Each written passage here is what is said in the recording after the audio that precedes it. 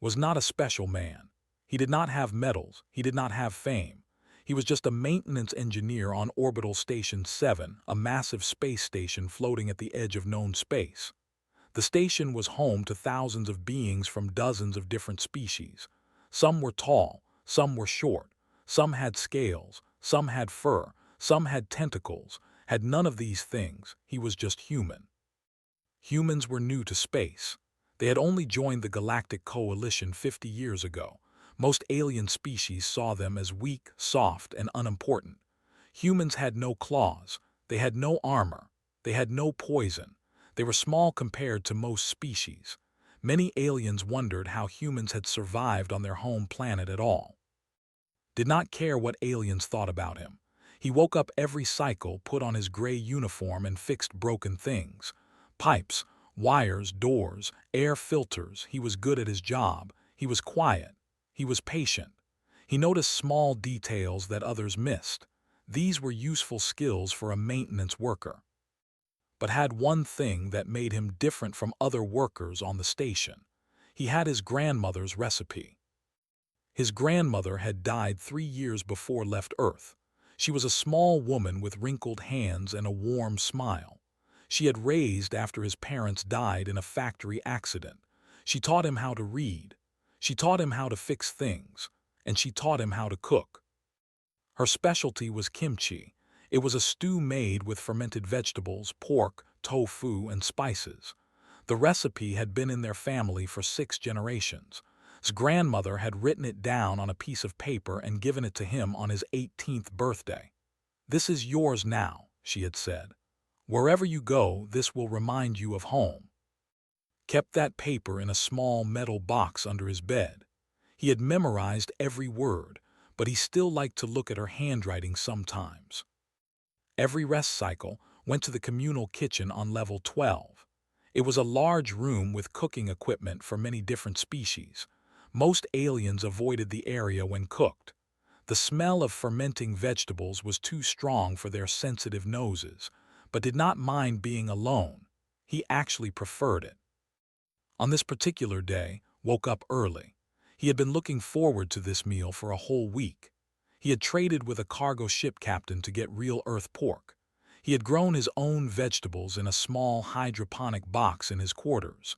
He had spent 14 hours preparing everything, letting the flavors mix and develop. The result was perfect. The stew was rich and red and smelled exactly like his grandmother's kitchen. Almost cried when he tasted it. He put the stew in a sealed container. He wrote his name on it in Korean letters and in Galactic Standard letters. He drew a small picture of a human face to make it very clear. Then he placed it in the refrigeration unit and left for his shift. It was a long shift. A water recycler had broken on level 8. Then a door motor failed on level 15. Then the artificial gravity flickered in the cargo bay. Fixed all of these problems with his usual quiet skill. But his mind kept going back to the stew waiting for him in the kitchen. 6 hours later, returned to level 12. His body was tired, but his heart was happy. He walked to the refrigeration unit and opened the door. The container was gone. Stood very still, he looked at every shelf. He checked behind other containers. He looked on the floor, nothing. Then he saw the note. It was stuck to the inside of the refrigerator door. The words were written in script, the language of one of the most aggressive species in the coalition. Had learned to read it years ago. Maintenance workers needed to understand many languages. The note said, "Humans do not deserve space in the cold box. Your food looked pathetic. I ate it anyway. Next time, stay on your death world where you belong." Read the note once, he read it twice, he read it a third time. His face did not change. His hands did not shake. His breathing stayed calm and slow. Anyone watching would think he felt nothing. But something changed behind his eyes. Something old. Something that humans had carried in their blood for 200,000 years. Something that most aliens did not understand because they had never been hunted by humans. Carefully folded the note and put it in his pocket. He closed the refrigerator door.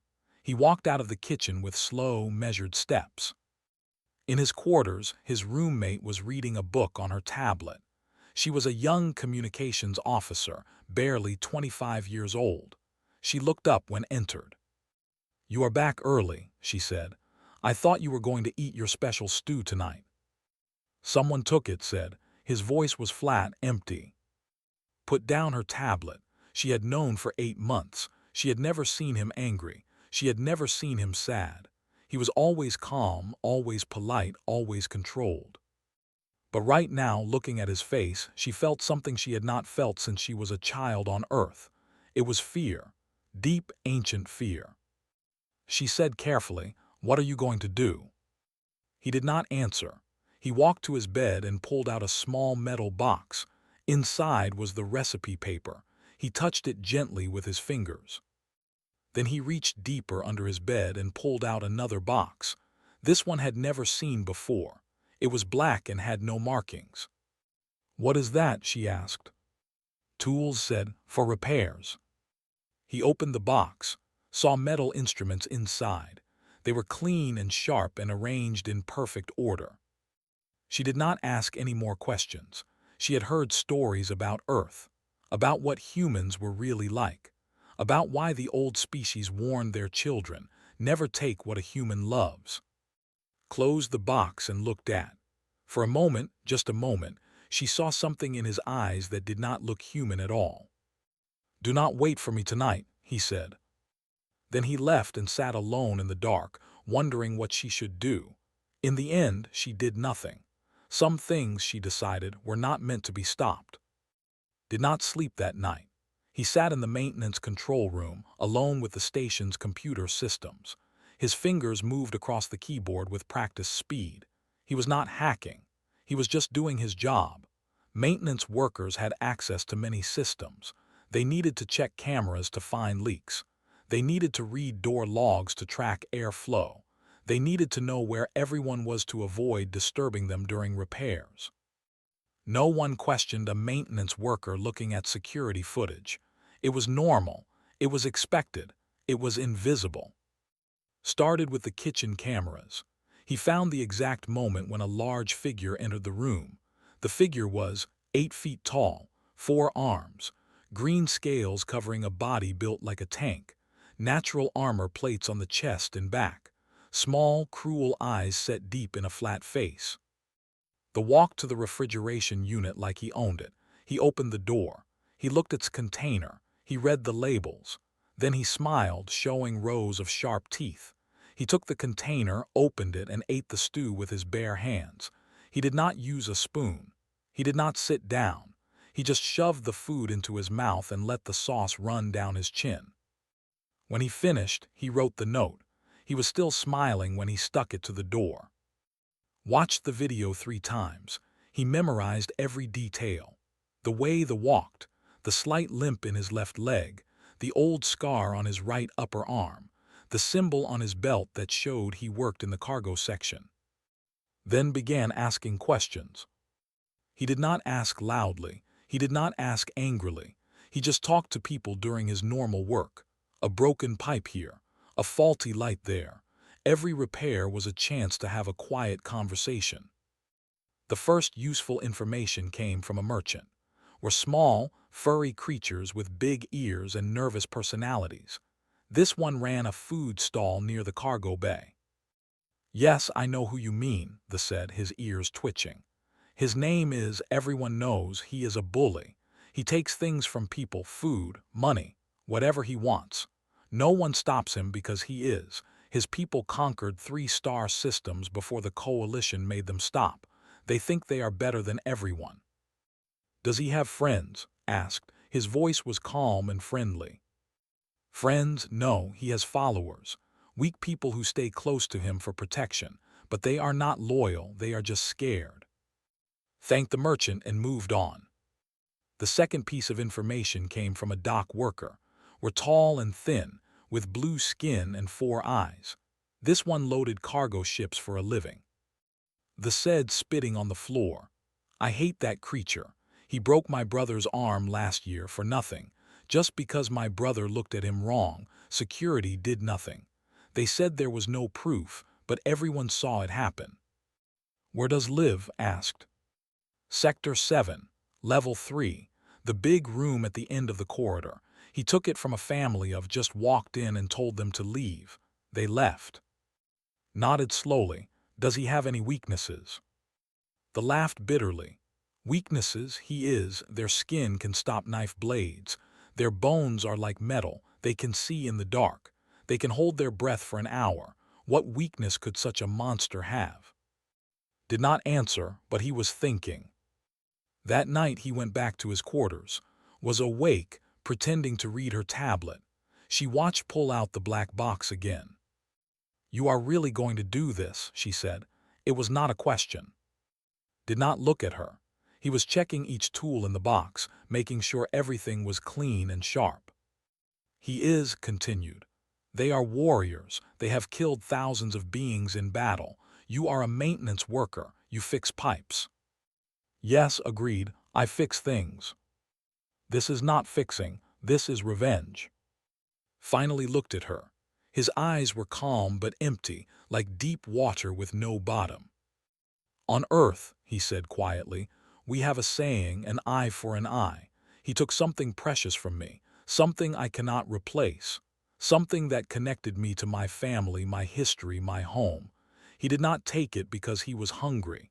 He took it because he wanted to hurt me, because he thought I was weak, because he thought there would be no consequences. He closed the black box with a soft click. I am going to teach him that there are always consequences. Felt cold. She had grown up on Earth in a peaceful city with laws and police and safety. She had almost forgotten what humans used to be, what they still were, underneath the civilization. The station has rules, she said weakly. Security will investigate. Security will find nothing, said. I am a maintenance worker. I know every camera on this station. I know every door. I know every sensor and alarm. I know the blind spots. I know the timing of patrols. I have been invisible my whole life. Now I will use that invisibility. He stood up and walked to the door. Called, what if you fail? What if he kills you? Paused at the door. For a moment something human flickered in his eyes, something sad.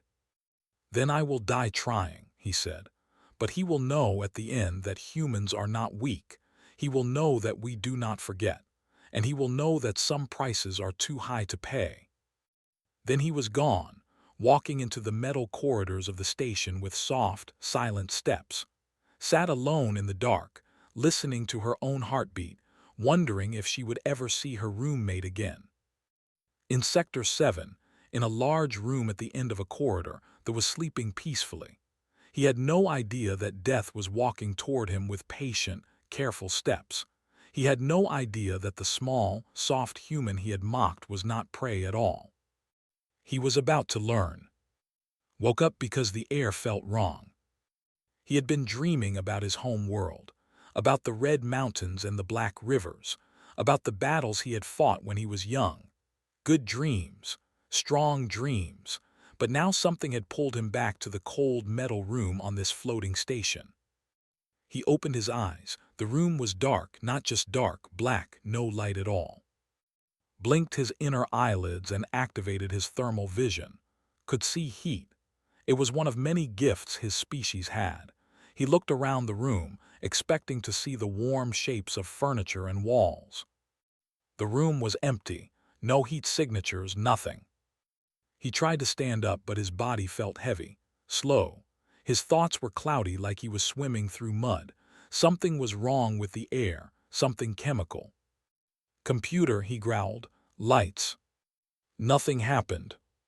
Computer, lights now. Silence. Pushed himself off the bed and stood on shaking legs. He walked toward the door, one hand on the wall for support. His forearms felt weak. His armor plates felt heavy. Whatever was in the air was affecting his whole body. He reached the door and pressed the control panel. Nothing. He pressed it again harder. The door did not move. What is this? He roared. Who dares? A voice answered from somewhere in the darkness. It was calm, quiet, human.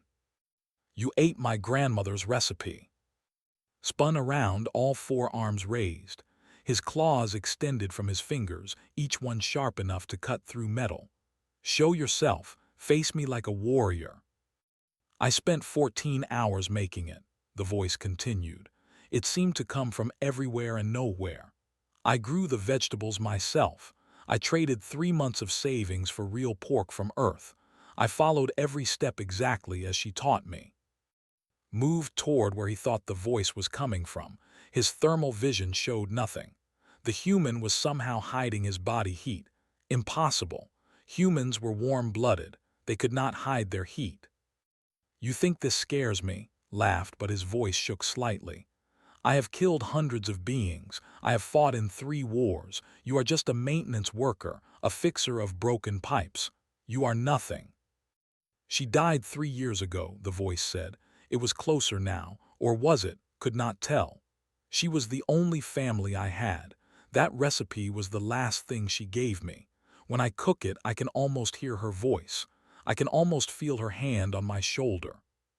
Backed against the wall, his eyes moved constantly, searching for any sign of movement. His hearts were beating fast, 2 hearts both pounding. When you ate it, the voice continued, when you laughed and wrote that note, you did not just steal food. You stole a memory. You stole a piece of my grandmother. You stole my connection to home. Something touched his right arm, light, gentle, like a whisper. He screamed and swung all 4 arms at the touch. His claws cut through empty air. Nothing. You called me weak, the voice said. Now it was behind him. You said humans do not belong in space. You said we should stay on our death world. Spun and struck again. Nothing. Do you know why they call Earth a death world? The voice was cold now, cold and empty like space itself. It is because everything there tries to kill you. The weather, the animals, the plants, the water, the diseases, even the air can kill you if you go to the wrong place. Something sharp touched his leg. Pain exploded through his body. He looked down and saw blood running from a thin cut on his thigh. The cut was precise, perfect. It had gone through a gap in his armor plates. We did not become soft because we left Earth, the voice said. We just learned to hide what we are. We learned to smile and be polite and follow rules. We learned to pretend we are civilized. Another cut, this one on his left arm, then another on his back. Each one found the gaps in his armor. Each one was exactly deep enough to cause pain but not death. But underneath, the voice whispered, now so close that could feel breath on his neck, we are still the same creatures who hunted mammoths with sharpened sticks. We are still the same creatures who walked across frozen wastelands just to find food. We are still the same creatures who killed every other human species on our planet until only we remained. Tried to run. His legs would not work properly. The cuts were not random. They had targeted specific muscles. He collapsed to his knees. We are persistence hunters, the voice said. Do you know what that means? It means we do not need to be faster than our prey. We do not need to be stronger. We just need to keep going. We follow and follow and follow until our prey cannot run anymore, until it collapses from exhaustion, until it gives up. A shape appeared in front of Small, human, holding something that glinted even in the darkness. I have been following you for 2 days, said. His face was calm, empty. I know your schedule. I know your habits. I know the gaps in your armor and the weaknesses in your body. I know that your species needs more oxygen than this room currently contains. I know that the chemical in the air affects your nervous system. I know everything about you. Tried to speak, but his tongue felt thick and slow. Fear, real fear, filled his body for the first time in his life. You took something precious from me, said. Now I will take something from you, not quickly, not mercifully. You wanted to see what humans really are. You wanted to know what a death world produces. He knelt down so his face was level with his. I am going to show you. The lights never came back on in that section of the station. But for the next 4 hours, sounds came from that room.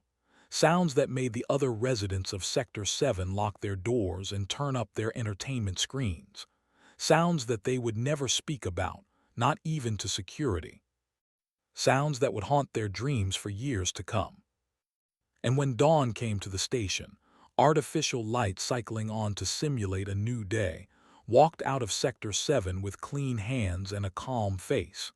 He went back to his quarters, took a shower, and went to sleep. He did not dream at all. Station security officer was drinking her third cup of coffee when the alert came. She had been working the night shift for 6 years. She had seen many things: bar fights, smuggling operations, a murder or two. Life on a frontier station was never boring. But when she saw the alert code, she put down her coffee and stared at the screen. Biological contamination, Sector 7, Level 3. That code was rare, very rare. It meant there was so much organic material in one place that the station's sensors thought there might be a disease outbreak. It meant something had died, badly. Grabbed her equipment and called for backup. 2 other officers joined her, a named and a human named. They walked quickly through the corridors, weapons ready. The door to the room was already open. The lock had been manually disabled from inside. Noticed this detail immediately. Whoever had done this wanted the body to be found. She stepped inside and turned on her light. For a long moment, no one spoke. No one moved. Even, who had served in 3 different wars, made a small choking sound and looked away. The room was red. Walls, floor, ceiling. Everything was covered in blood, but that was not the worst part. The body, or what was left of it, was arranged in the center of the room. It had been could tell from the size and the green scales, but the scales were no longer attached to anything. They had been removed, carefully, one by one. They were arranged in a neat pile next to the body. The armor plates were also removed. They were stacked like dishes, sorted by size. The body itself had been opened. Not torn, not ripped. Opened like a surgeon had done it. Every organ was visible, some were missing. Counted the cuts on what remained of the skin. She stopped at 47 because her hands were shaking too much to continue. "Ancestors protect us," whispered. He was pale, his voice was thin. What could do this? What kind of creature? Did not answer. She was looking at a note pinned to the body's chest. The note was written in neat Korean letters, with a translation in Galactic Standard below. "He ate my lunch." This seemed proportional. She read it 3 times. Then she put on gloves and carefully removed the note. "Officer said," his voice was unsteady. "The medical AI estimates time of death at approximately 4 hours after the attack began. 4 hours. This creature was kept alive for 4 hours while..." He could not finish. Nodded slowly, she understood. Whoever did this had not just killed they had punished him methodically, patiently, with absolute precision. She walked out of the room and checked the corridor cameras. All of them showed static for the past 8 hours. Routine calibration errors, the system reported. She checked the door logs. All doors in Sector 7 had experienced standard diagnostic cycles during the same time period. She checked the motion sensors, scheduled maintenance downtime. Every system that could have recorded what happened had been disabled, not damaged, not hacked, just turned off at exactly the right times by someone who had legitimate access to maintenance controls. Sat down on a bench in the corridor. She was 52 years old. She had been a security officer for 30 years. She knew how investigations worked. She knew how to find killers. But she also knew when not to look. She pulled up the station records for the past week. She searched for complaints involving. There were many: theft, assault, harassment, threats. The victim, a creature named, appeared in dozens of reports. He was a bully, a predator, someone who hurt others because he could. 2 days ago, someone had reported a food theft in the Level 12 kitchen. The report was filed by a maintenance worker, a human. Closed the file. She thought about the note. She thought about the 4 hours. She thought about the precision of the cuts. She thought about the neat piles of scales and armor plates. This was not madness. This was not random violence. This was a message, a warning, a lesson taught to everyone who might consider hurting a human or taking what belonged to them. Looked at her 2 officers, was still pale, was staring at nothing. "Here is what happened," said. Her voice was steady and official. The victim had a pre-existing medical condition, a rare genetic disease that affects nervous systems. It caused him to harm himself. Tragically, no one heard his distress calls. By the time the biological sensors detected the problem, it was too late. Looked at her with all 4 eyes wide. "Officer, that is not." "That is what happened," repeated. She held up the note. "This is evidence of his mental breakdown. He wrote strange things before his episode began. Clearly, he was not in his right mind." Opened his mouth to argue, then closed it. He looked at the bloody room. He looked at his commanding officer. He understood. "No witnesses," continued. "No suspects. The cameras malfunctioned due to routine errors. The case is closed." She stood up and walked away.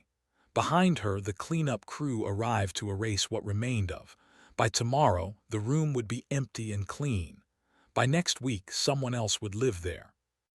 And in the maintenance records, nothing unusual would appear. Just standard repairs, standard calibrations, the invisible work of invisible people. Went back to her office and filed her report. Her hands were steady. Her words were careful. She knew that someone in administration might read this. Someone might question her conclusions. But she also knew that no one would. Because deep down, everyone on the station had heard stories about humans. Everyone knew what a death world produced. Everyone understood that some creatures looked weak but were not weak at all. And everyone, from the highest administrator to the lowest cleaning worker, knew that some questions were better left unasked. Finished her report, closed her computer, and poured herself another cup of coffee. Outside her window, the stars burned cold and bright, indifferent to the small dramas of living things. Somewhere on the station, a maintenance worker was sleeping peacefully. He would wake up soon and go back to fixing pipes and doors and broken things. Life continued. It always did. But in Sector 7, in the whispered conversations of aliens who had heard the sounds that night, a legend was being born. A legend about humans, about what they were capable of, about why the old species said, "Never corner them, never hurt them, never take what they love." Because humans remember, humans plan, humans wait. And when they finally act, there is nothing left but shreds. 3 station cycles passed. Life on 7 returned to normal. Ships came and went. Cargo was loaded and unloaded. Thousands of beings lived their small lives in the metal corridors of the floating city. But something had changed. Something invisible but real. Something that showed in the way aliens looked at humans now. Something that lived in the quiet spaces between words. Noticed it first in the maintenance tunnels. Workers who used to ignore him now nodded respectfully when he passed. Aliens who used to push past him now stepped aside and let him go first. No one said anything. No one had to. He noticed it next in the cafeteria. When he sat down to eat, the tables around him stayed empty for a moment longer than usual. Not because beings were afraid to sit near him, but because they were showing respect, giving him space, acknowledging something they could not name. And he noticed it most in the communal kitchen on level 12. 3 cycles after his death went back to make his grandmother's recipe again. He had traded for new ingredients. He had grown new vegetables. He was ready to try once more. When he arrived, the kitchen was crowded. This was unusual. Normally, the smell of fermented vegetables drove other species away. But today, a dozen aliens sat at the tables, eating their own meals, very carefully not looking at the human by the stove. Understood, they were there to see him, to study him, to understand what kind of creature could do what he had done, But they were also there to protect him in a way, to show that they were not his enemies, to prove they meant no harm. He began cooking.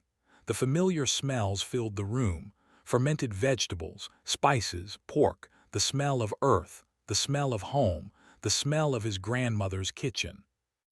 An hour later, the stew was ready. Put it in a container and placed it in the refrigeration unit. He wrote his name on it just like before. Then he turned to leave. A voice stopped him. "Excuse me, human." Turned, a young stood near the entrance. He was barely past maturity, maybe 15 years old by human standards. His scales were still bright green, not yet faded by age. His eyes were wide and nervous. For a moment no one breathed, approaching the human who had killed. Everyone in the kitchen tensed, ready to run or fight or hide. But the young did not attack. Instead, he walked forward slowly and placed a container on the counter. His 4 hands were shaking. "I heard you lost your lunch recently," he said. His voice was quiet and respectful. "My brood mother makes excellent protein cakes. They are a recipe from our home world. Please take them as a gift." He paused, then added, with respect. Looked at the container. Then he looked at the young. The alien was terrified. Could see it in his posture, in his trembling hands, in the way his eyes kept moving to the door. But he had still come. He had still offered a gift. He had still shown courage. Smiled. It was a real smile, warm and genuine. The first real smile he had made since his grandmother died. "Thank you," he said. "That is very kind. Would you like to try some of my stew? It is an old family recipe." The young's eyes went wide with surprise. Then slowly he smiled too. His sharp teeth showed, but somehow the expression was not threatening. It was hopeful. "I would like that very much," he said. He sat down at the table nearest to, and one by one other aliens began to sit down too. A merchant, a dock worker, an engineer. They pulled up chairs and looked at the human with curious, respectful eyes. Brought out his stew and began to serve. The aliens tasted it carefully. Some of them made faces at the strong flavors. Others seemed to enjoy it, but all of them ate. All of them shared the meal. And in that moment, something new was born. Not just fear, not just respect. Something more like understanding, something more like peace. Across the station, in the darker corners of alien bars and the quiet spaces between cargo containers, stories spread. They called the human the maintenance ghost. Some said he was a former Earth soldier, trained in the arts of killing. Others claimed he was a government assassin, sent to protect human interests in space. A few insisted he was something older, something more dangerous, a throwback to humanity's primitive past when they were the apex predators of a death world. The truth was simpler and more complicated than any story. Was just a man who had lost something precious. A man who had been pushed too far. A man who had shown the galaxy what humans were capable of when everything they loved was taken from them. In her office, Officer heard all the rumors. She smiled slightly and said nothing. She also noticed that incidents of harassment against humans on 7 dropped to 0. No more stolen food. No more mocking notes. No more bullies thinking they could hurt a human without consequences. The legend had done its work. In his quarters, watched her roommate return from the kitchen. He looked peaceful, happy, even. He was carrying an empty container and humming an old Korean song. "How was dinner?" she asked. "Good," said. "I made some new friends." Nodded slowly. She did not ask for details. She had decided long ago that some things were better left unknown. But she noticed that had put away his black box. The tools were no longer under his bed. Maybe he had hidden them somewhere else. Maybe he had thrown them away. She did not ask. "Your grandmother would be proud of you," she said quietly. Paused. For a moment something soft and sad crossed his face. Then he smiled. "She would say I used too much pepper in the stew," he said. "She always said that." He went to his bed and lay down. Within minutes he was asleep, peaceful, calm. just a maintenance worker on a space station dreaming of home. Outside, the stars burned in the endless dark. Ships passed through the void, carrying beings from 1,000 worlds. And on Orbital Station 7, a legend grew and spread and became part of the fabric of the place. They said humans were weak. They said humans were soft. They said humans did not belong in space. But in the communal kitchen on level 12, a small man cooked his grandmother's recipe in peace. Aliens sat around him, sharing food and stories and laughter. No one bothered him. No one dared. And if anyone asked why, the answer was always the same. Some lessons only need to be taught once.